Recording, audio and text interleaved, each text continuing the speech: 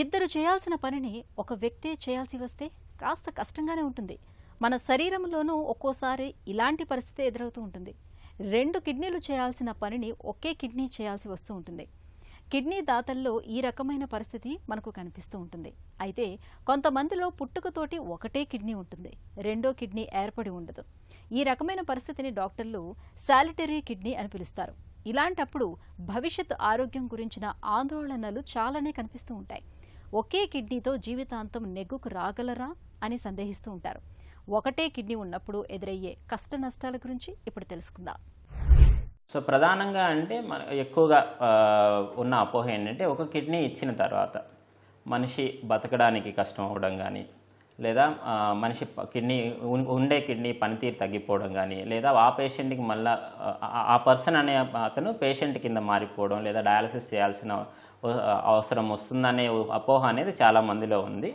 ఈ ఒక కిడ్నీ ఇచ్చినందువల్ల ఆ కిడ్నీ పనితీరు తగ్గడమో, లేకపోతే ఆ పేషెంట్కి డయాలసిస్ చేయడమో, ఇలాంటి రిక్వైర్మెంట్ అనేది చాలా రేర్గా చాలా అరుదుగా జరుగుతుంది. సో ఓవరాల్గా చూస్తే కూడా పర్సంటేజ్ ఒక 10 సంవత్సరాలు కూడా <1% అండి. ఇది మనకి ఒక కిడ్నీ ఇచ్చిన తర్వాత ప్రొవైడెడ్ వాళ్ళు హెల్తీగా ఉండి మనకి ట్రాన్స్ప్లాంటింగ్ ముందు. అందుకోసమే ఈ ఓవరాల్ వర్కప్ అనేది మొత్తం అన్ని భాగాలు పరీక్ష చేయడం కానీ, బీపీ షుగర్ సంబంధించిన పరీక్షలు చూడడం కానీ, ఇవన్నీ చేయడం కూడా ప్రధాన ఉద్దేశం అదే అనమాట. సో ఇంకొకటి, ఒక కిడ్నీ ఇచ్చిన తర్వాత మనిషి సర్వైవల్ అంటే లైఫ్ సర్వైవల్ ఎలా ఉంది. సో ఇప్పటి వరకు మనం చూసిన స్టడీస్లో, వరల్డ్ వైడ్ కానీ ఇండియాలో చేసిన స్టడీస్లో కూడా అండి, ఒక కిడ్నీ ఇచ్చినందువల్ల మనకి ఓవరాల్ లైఫ్ ఎక్స్పెక్టెన్సీలో మార్పులు అనేటివి ఏవి చూడడం జరగలేదు.